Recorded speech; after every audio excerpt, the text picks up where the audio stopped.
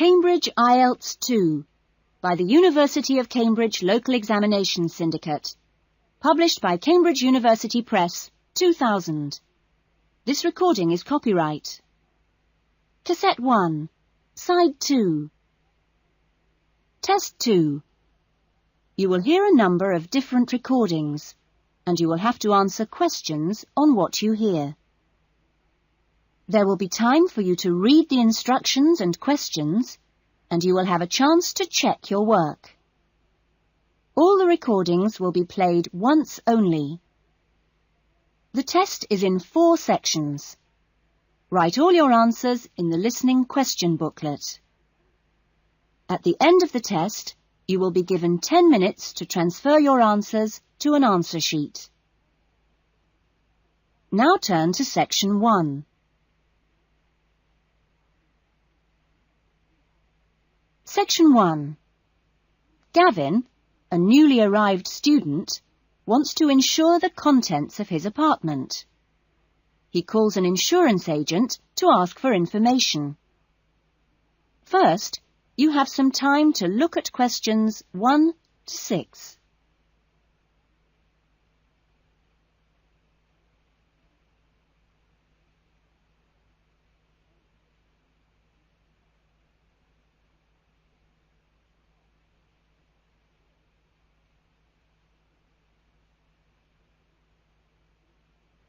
You will see that there is an example that has been done for you.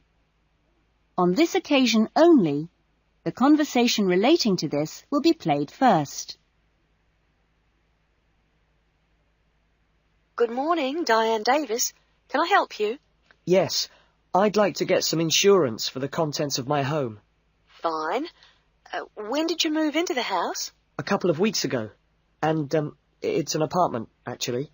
I was told by the landlord that it would be a good idea to get some insurance for the furniture and other personal possessions.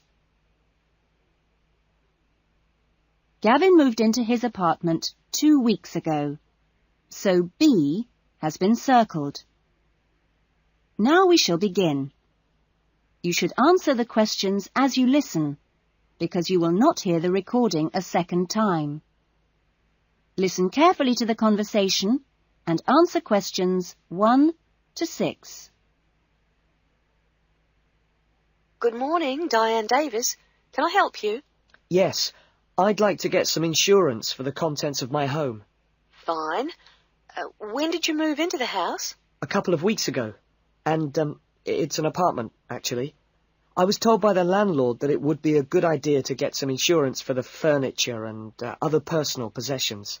Fine. Well, let's get some details. What kind of apartment is it? It's a 2-bedroom apartment. Huh? What floor is it on? Why do you need to know that?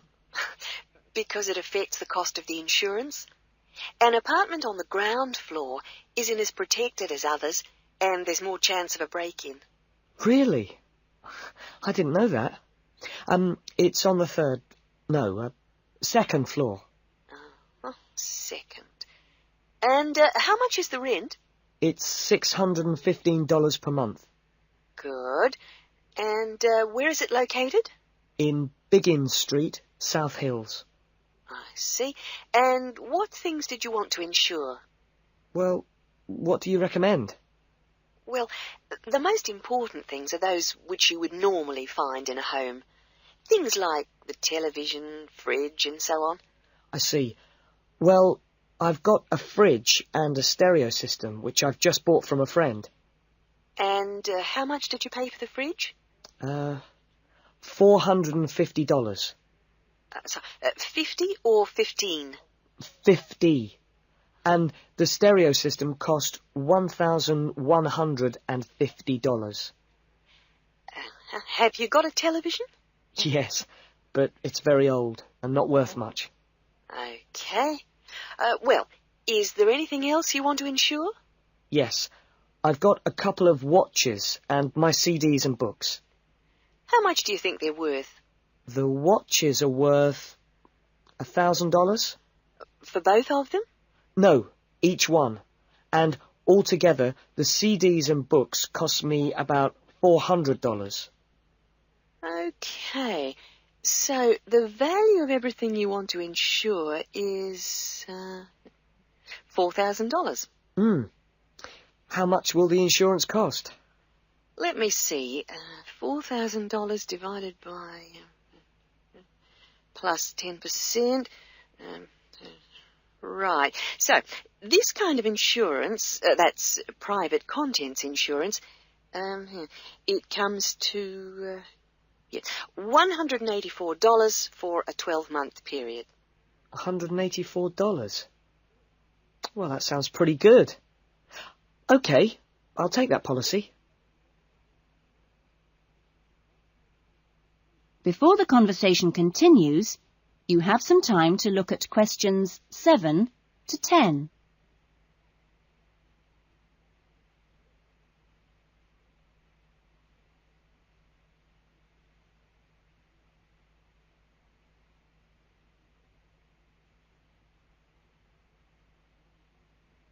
Now listen carefully and answer questions 7 to 10. Can I arrange the policy over the phone? Sure. Just let me get the details down. So, that's Mr. Gavin Murray. That's M-U-R-R-A-Y. And the address is? It's 16C Biggins Street, South Hills. Okay. 16C Biggins Street, South Hills? That's right. It's 2 words. South Hills. And your date of birth is? 12th of November, 1980. And your contact number? Home phone number is 9872 4855. Right. And, you're Australian? No, I was born in London, although my mother is from Tasmania. Oh, really? Whereabouts? Hobart. I see. Interesting place. Now, are you working at the moment? No, I'm a full-time student at Sydney University. Right. Good. That is the end of section 1. You will now have half a minute to check your answers.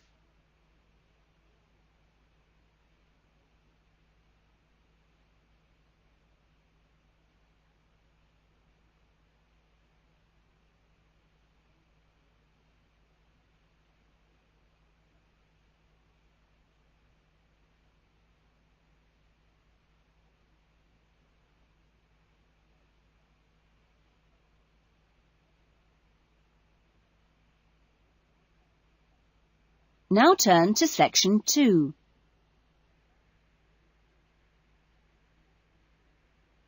Section 2. You will hear an address by the college president welcoming new students to a residential college. First, you have some time to look at questions 11 to 14.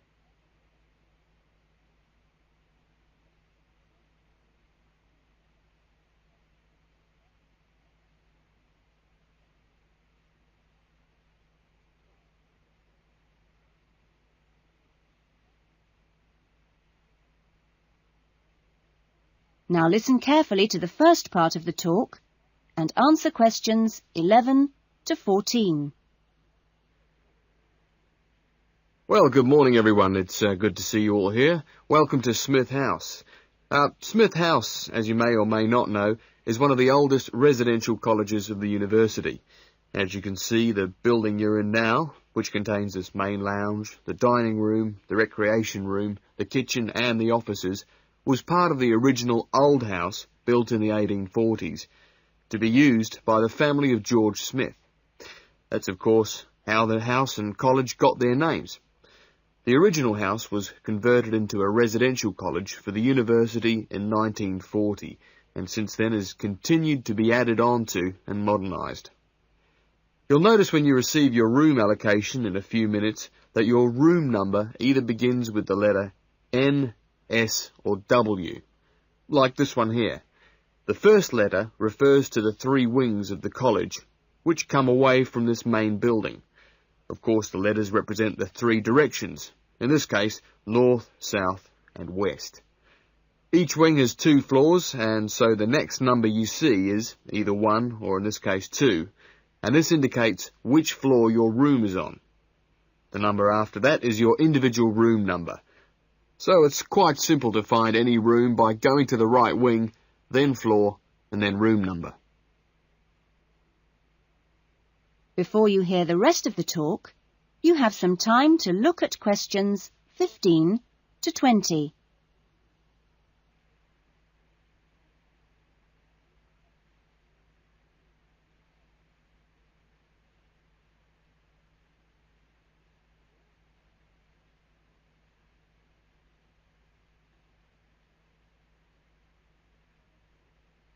Now listen carefully and answer questions 15 to 20.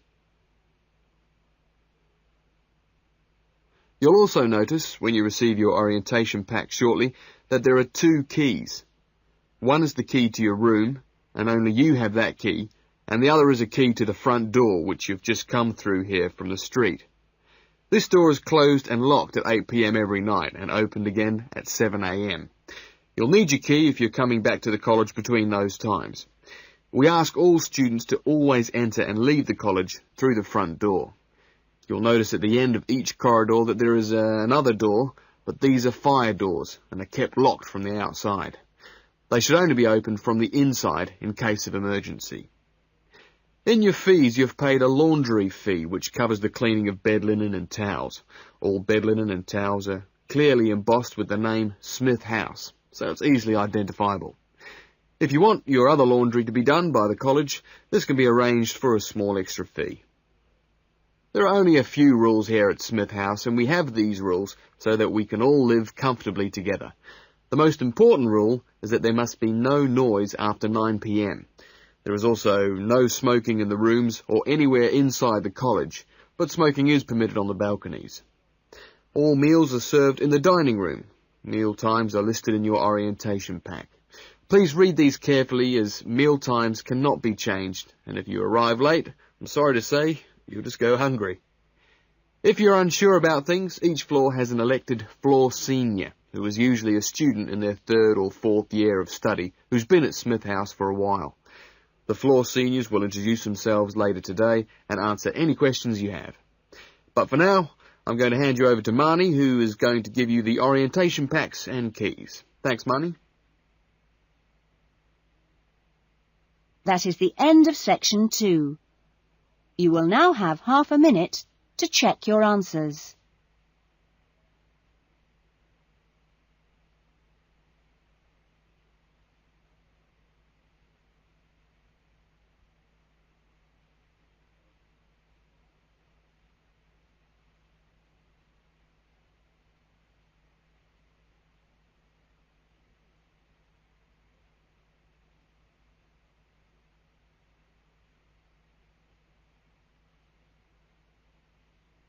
Now turn to section 3.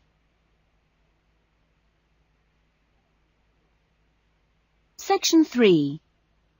You will hear a conversation between 2 students, Lynn and Robin, who are discussing an assignment. First, you have some time to look at questions 21 to 30.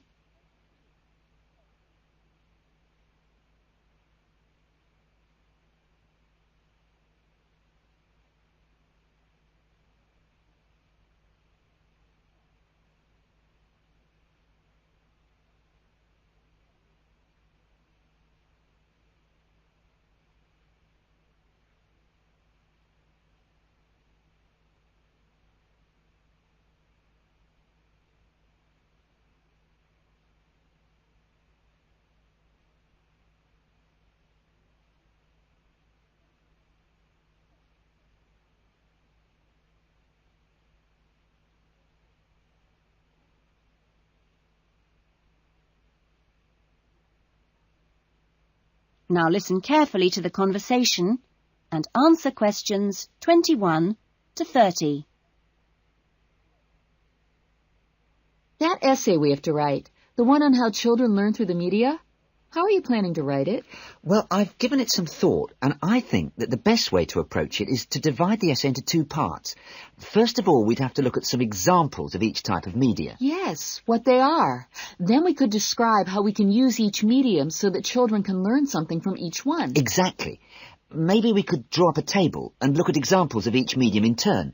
Let's see. The different forms of media would be the print media. Here you'd have things like books and newspapers, that sort of thing. And included in these are the pictorial forms of print media, like maps. Yes, maps are really just formal pictures, aren't they? And then there are what we call the audio forms of media, where children can listen. CDs and radios are probably the best examples because a lot of children have access to these, especially radios. And this would lead into the audio-visual media, which can be seen as well as heard. Film, television, and we mustn't forget videos. Yes, but there's a final category as well. Computers that make up the so-called electronic media. In the United Kingdom and Australia, they say that 1 in 3 families has a computer now. Yes, I believe it. Well, that's a good list to start with. We're really getting somewhere with this essay now. So let's move on to when each type of medium could be used. I guess we could start by trying to identify the best situation for each type of media. What do you mean? I'm talking about whether each medium should be used with different size groups. For example, we could look at pictures and ask whether they're more useful for an individual child, a few children together, or a full class. In this case, I'd say pictures are best with individual children because they give them an opportunity to let their imaginations run wild. Yes, I see. Let's take tapes next. Although tapes look ideal for individual children, I feel they're best suited to small group work. This way, children don't feel isolated because they can get help from their friends. Computers are the same. I think they're better with small numbers of children, and they're hardly ever useful with a whole class. Videos, however, are ideal for use with everyone present in the class, especially when children have individual activity sheets to help them focus their minds on what's in the video. And what about books? What would you recommend for them? Books are ideal for children to use by themselves. I know they're used with groups in schools, but I wouldn't recommend it. Other pictorial media like maps, though, are different. I'd always plan group work around those. Give the children a chance to interact and to share ideas. I agree. Teachers often just leave maps on the wall for children to look at when they have some free time. But kids really enjoy using them for problem solving. Yes. Different people have different ideas, I suppose. Yeah, and different teachers recommend different tools for different age groups. That is the end of section 3. You will now have half a minute to check your answers.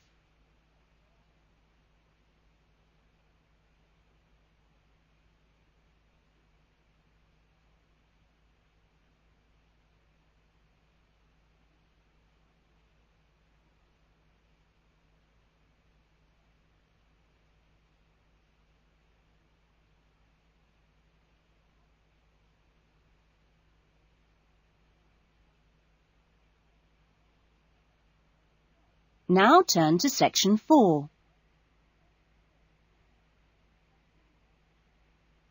Section 4.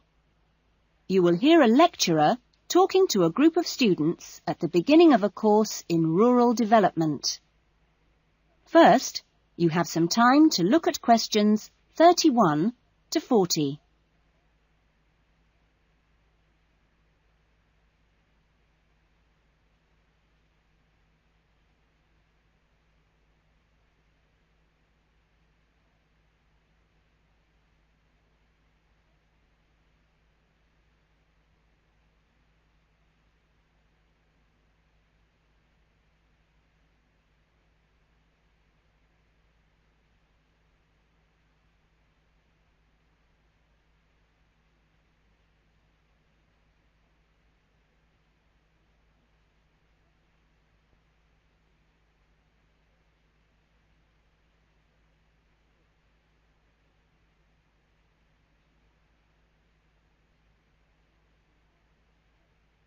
Now listen carefully to the talk and answer questions 31 to 40. I hope that this first session, which I've called an Introduction to British Agriculture, will provide a helpful background to the farm visits you'll be doing next week. I think I should start by emphasising that agriculture still accounts for a very important part of this country's economy. We are used to hearing the UK's society and economy described as being industrial, or even post-industrial. But we mustn't let this blind us to the fact that agriculture and its supporting industries still account for around 20% of our gross national product.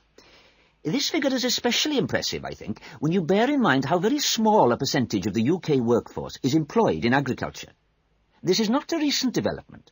You'd have to go back to 1750 or so to find a majority of the workforce in this country working in agriculture. By the middle of the next century, in 1850 that is, it had fallen sharply to 10%, and then to 3% by the middle of the 20th century. And now just 2% of the workforce contribute 20% of GNP. How is this efficiency achieved? Well, my own view is that it owes a great deal to a history over the last 50 or 60 years of intelligent support by the state, mainly taking the form of helping farmers to plan ahead. Then the two other factors I should mention, both very important, are the high level of training amongst the agricultural workforce, and secondly, the recognition by farmers of the value of investing in technology. Now, although the UK is a fairly small country, the geology and climate vary a good deal from region to region. For our purposes today, we can divide the country broadly into three. I've marked them on the map here.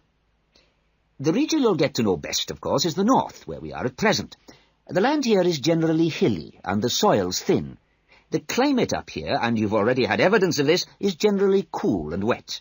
As you'll see next week, the typical farm here in the north is a small, family-run concern, producing mainly wool and timber for the market. If we contrast that with the eastern region, over here, the east is flatter and more low-lying, with fertile soils and a mixed climate. Average farm size is much bigger in the east, and farms are likely to be managed strictly on commercial lines. As for crops, well, the east is the UK's great cereal-producing region. However, increasingly significant areas are now also given over to high-quality vegetables for supply direct to the supermarkets. The third broad region is the west, where it's a different story again. The climate is warmer than in the north and much wetter than in the east. The resulting rich soils in the west provide excellent pasture, and the farms there are quite large, typically around 800 hectares. The main products are milk, cheese and meat. So, clearly, there are marked differences between regions, but this does not prevent quite a strong sense of solidarity amongst the farming community as a whole, right across the country. This solidarity comes in part from the need to present a united front in dealing with other powerful interest groups, such as government or the media. It also owes something to the close cooperation between all the agricultural training colleges, through which the great majority of farmers pass at the beginning of their careers. And a third factor making for solidarity is the national structure of the Farmers' Union, of which virtually all farmers are members. Finally, in this short talk, I'd like to say a little about the challenges facing farmers in the next century. That is the end of section 4. You will now have half a minute to check your answers.